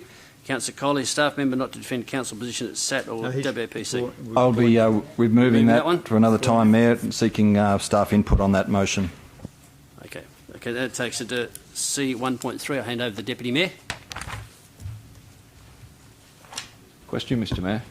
Does Councillor Carley need to actually move a deferral of his motion? No, he withdrew it altogether. He's withdrawn it. Withdrawn altogether, so that means it cannot come back for 3 months, is that right? Thank you, councillors, and I'll ask Councillor Bailey to read his rescission motion. Thank you. Councillors, I move that Council resolve to revoke the decision of Council made on the 6th of May 2020 Ordinary Council meeting in regard to item C 1.1 moved by Councillor Kiley and parking restrictions in Stirling Street, Guildford Street, Meadow Street to Wayland, and 1 to install no parking on the road or verge signs along the southern side of Stirling Street, Guildford from Meadow to Wayland Street. The reason for this motion is that there is sufficient space to provide safe passage on Stirling Street between Meadow Street and Sutherland Street to allow parking on the southern side of Stirling. In the event that this revocation motion is successful with an absolute majority, then I'll be moving a motion Part B to be considered. Thank you. Do I have a seconder? Seconded, Councillor McCulloch. Is there anyone against? There is. And you've got 5 minutes to start your debate. Okay. Thank you, Councillor. Councillors, there are times when councillors we make a decision which needs to be reconsidered because we got it wrong. In this case here, what we were asked to consider was a so-called consultation that was conducted by one of our councillors, which sits clearly outside the role of a councillor because it is operational. Nowhere in there was that consultation recognised as official city consultation. Neither were the results of that consultation forwarded to the city, but in fact to said councillor's own personal address. In fact, some residents, particularly within the stretch between Meadow Street and Sutherland Street, were aggrieved by being affronted as part of that survey. Point of order, Mayor. There was one particular gentleman, that was all. Well, one, there's not that many there. To the point where he actually saw it fit to write to me and point out that as an elderly gentleman, said councillor, and I'm not using any names, entered his property without his permission at a time when we were in a pandemic situation while he had a highly susceptible ill wife, and he was offended at being accosted. So therefore that... Mayor, there's no point of order, councillor. Accosted is a very... I definitely didn't accost him. There was at least 7 to 8 metres between myself and the gentleman at all times. It's definitely not accosting them. There's no point of order. Continue, I make please. the point the gentleman was very unhappy. So, councillors, we did make a decision. In my belief, we made a wrong decision there. The residents of that particular strip were not consulted effectively. Now, I agree, when you go further down Sutherland Street, right down to Wayland Street, there is a definite need to curtail parking there. It's clear and simple. But there is sufficient room between Sutherland and Meadow to provide safe parking.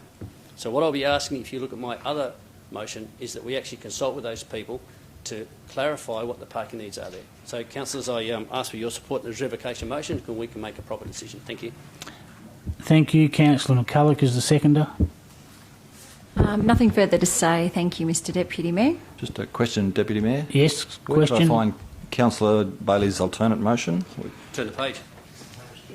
On page 501.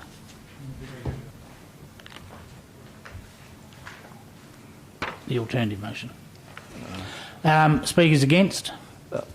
Councillor Kiley first. You have 5 minutes. Thank you, Mayor.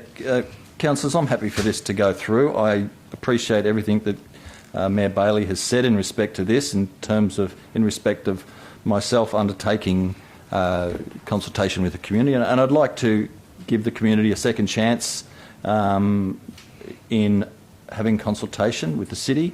I think that'll give a greater clarity and certainty over the actual outcome in the end. So I'll actually be supporting the revocation, given that Councillor Bailey's motion is to undertake consultation with property owners along Stirling Street initially. Thank you. Speaker against the motion? Any other speakers against? Against the revocation motion? Councillor Scanlon, you have 5 minutes. Thank you. Thank you, Mr Deputy Mayor. So, Mr Mayor, I'm opposing the revocation because I know this area very well, and the parking situation along Stirling Street is positively dangerous. I'm not sure when you visited the site or who decided that it is not a problem, but I tell you it is. I have seen many incidences. I've had problems myself because often on that little patch between Meadow and Sutherland, there's actually a loading bay. Poster use it as a loading bay, and you cannot see coming down Stirling Street to turn left onto Meadow. You cannot see, and you have to just gamble there's not a car coming around turning left onto Stirling who cannot see you for the parked cars. There is simply not enough room for parking along the southern side of Stirling, and it is absolutely dangerous.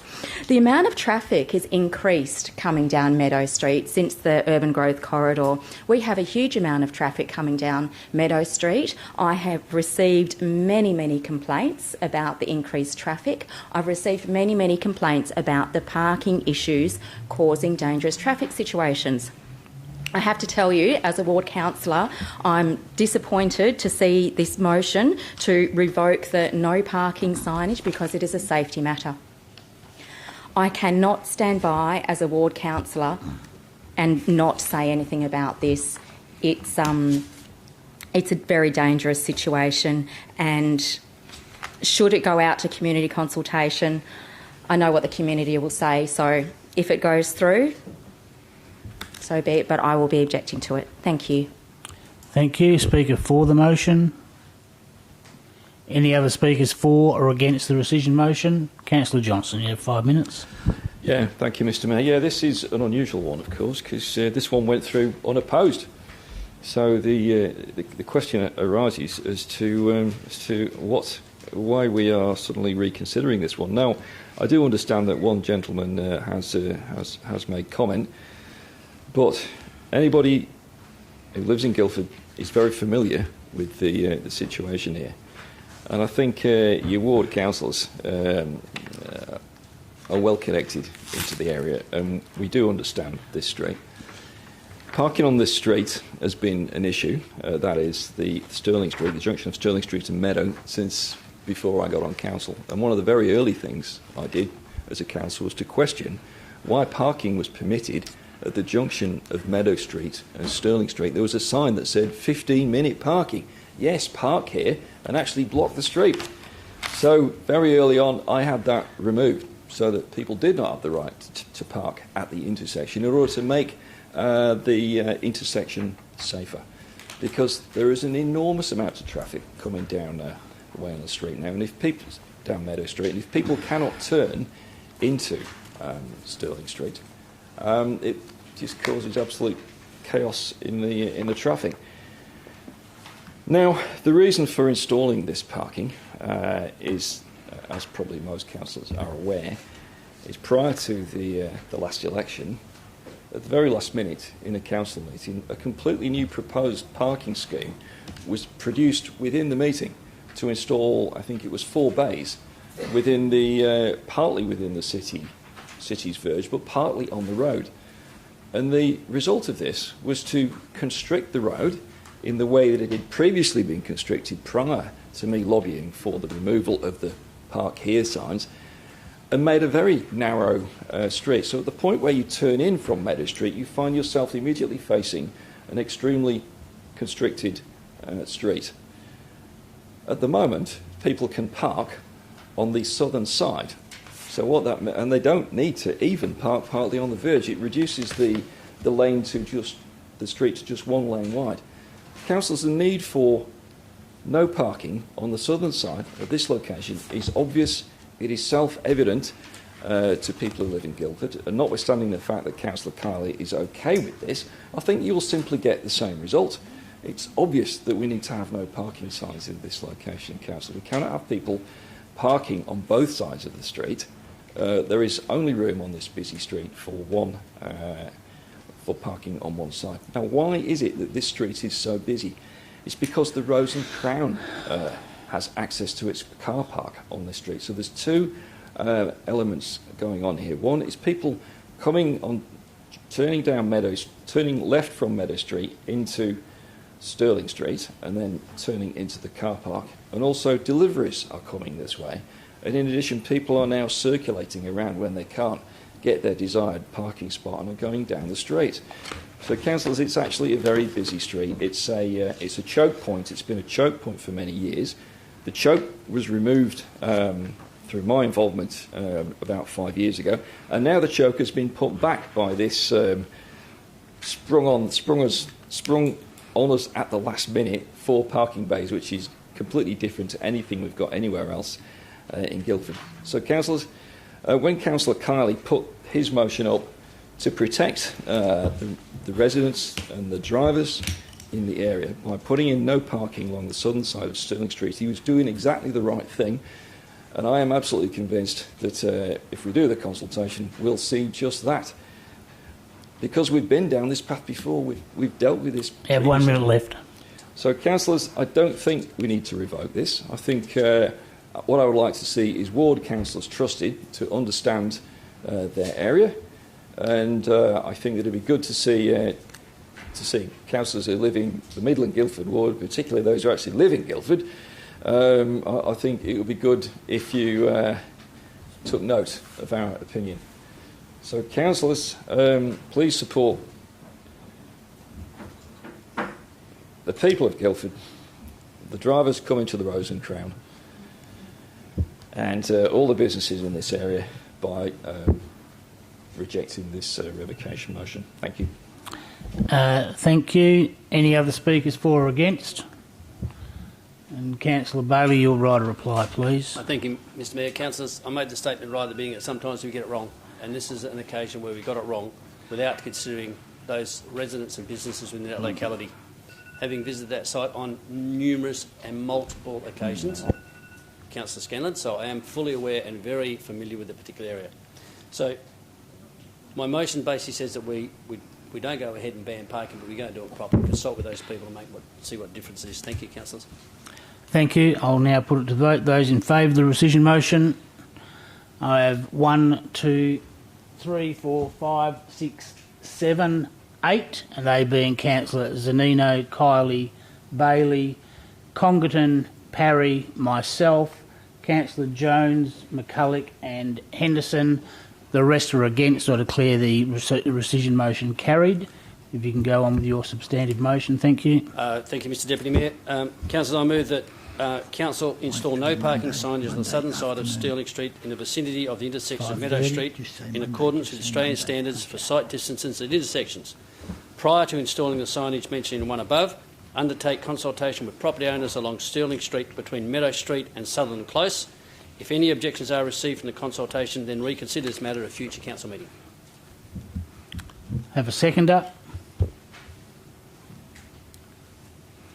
Councillor Johnson, is there anyone against? Being no one against, I declare that carried unanimously. As I hand back to you, Mr Mayor, I note the time is after 7:20, and I'll be moving that we adjourn this meeting to next Monday. I'll just look at my calendar and give you a date.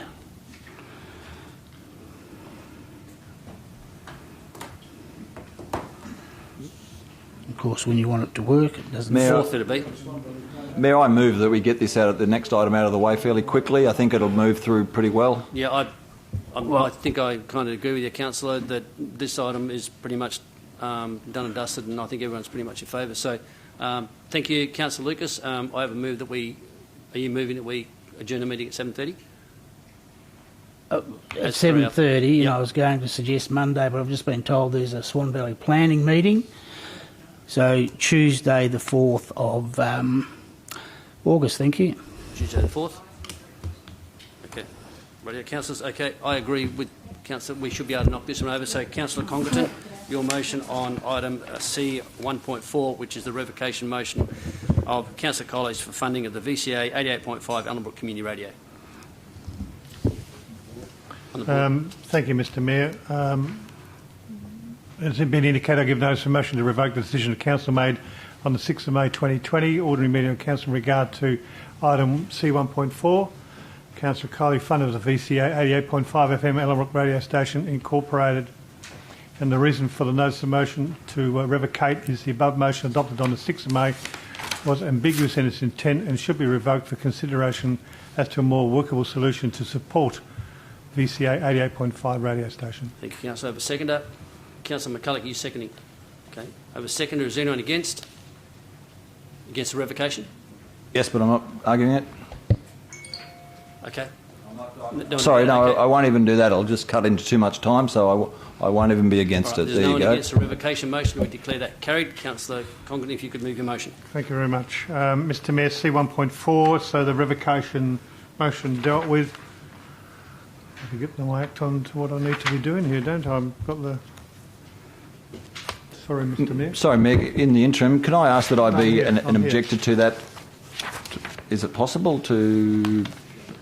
I didn't want to argue it, I didn't want to take up council's time, but you I... just said you didn't want to debate it, so we can move it. So you can wish, but then You can still vote you can still against? vote when it comes, yeah. Yeah, if you put me as against the motion, obviously, but I didn't want to argue it. But Okay, all right, we've already got down that path, I think. But Okay, carry on, so Councillor thank Conlon. you very much.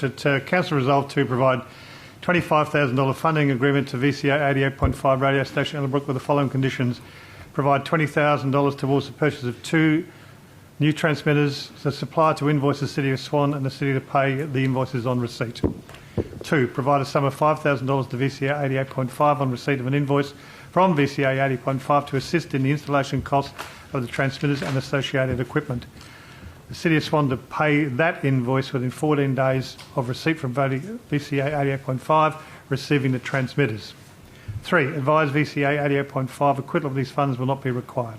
4. Advise VCA 80.5 FM the City of Swan MOU will not be required. 5. VCA 88.5 FM radio station may wish to, but is not obligated to, providing 5 minutes on the hour from 8 a.m. to 8 p.m. for the City of Swan COVID-19 messages and any other information supplied by the City on request for a period of up to 12 months. 6. VCA 88.5 FM may wish to, but not obligated to, provide 3 minutes on the hour, 8 a.m. to 8 p.m. for local businesses. And if I can just stress here, local businesses being businesses within the City of Swan. Free promotion of charge for a period of 12 months. And 7, the allocation of these budget funds from uni funds to be allocated in the 2021 annual budget.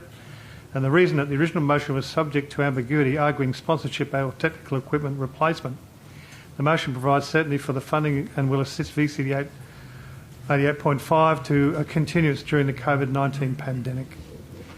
The motion also supports paragraph 8 of the original grant request made by VCA 8.885, the radio station Ellerbrook, to the City of Swan in January 2020 and reads, we are seeking grant funding for $20,000 to purchase, configure and install a modem, reliable transmitter configuration.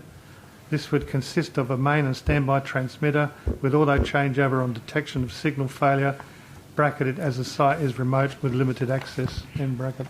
Thank you, Councillor. Seconder. Councillor McCulloch, you're seconding. Okay, is there anyone against? Question? An amendment? Well, come on, let's hear it.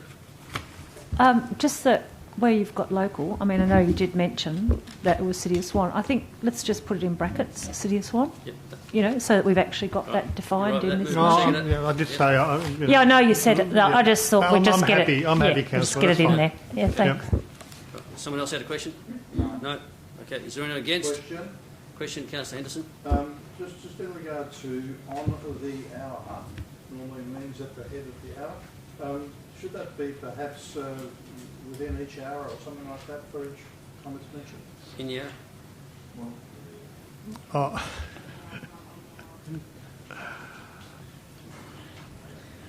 So will we try to put within the hour? Is that? Yeah. All right. Okay.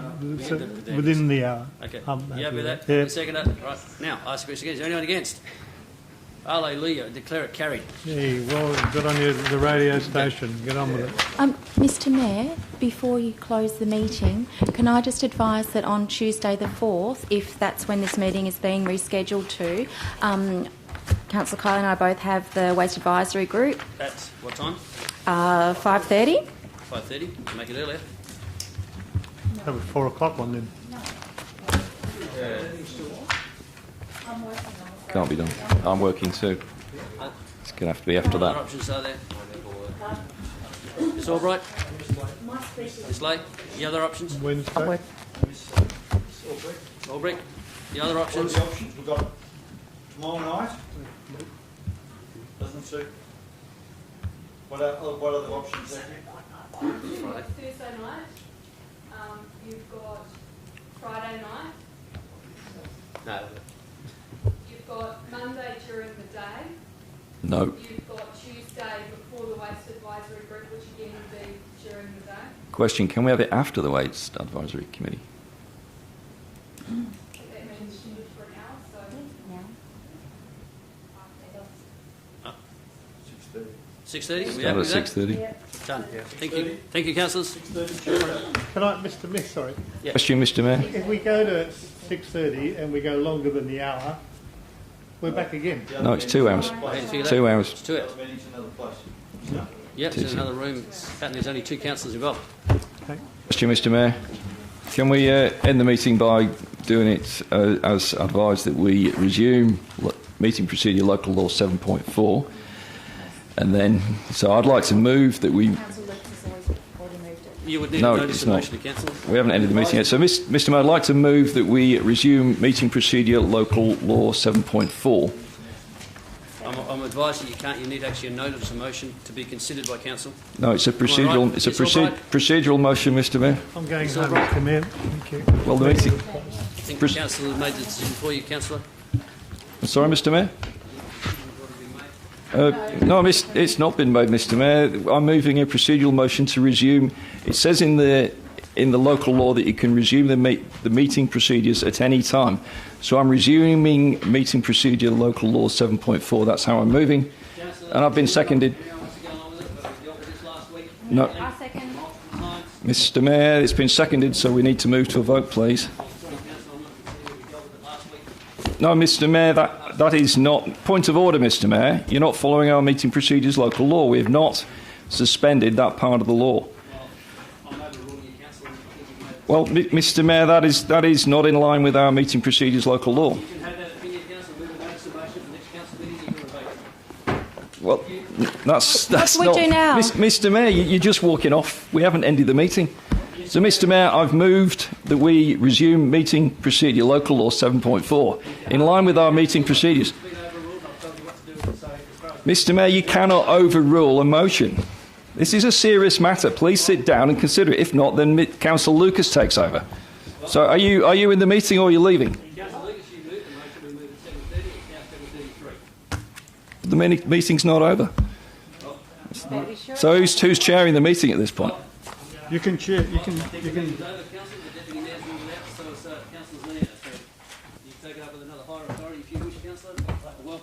Mr. Mayor, I will do that. It's a serious matter just to walk off the job. Councillor Brown.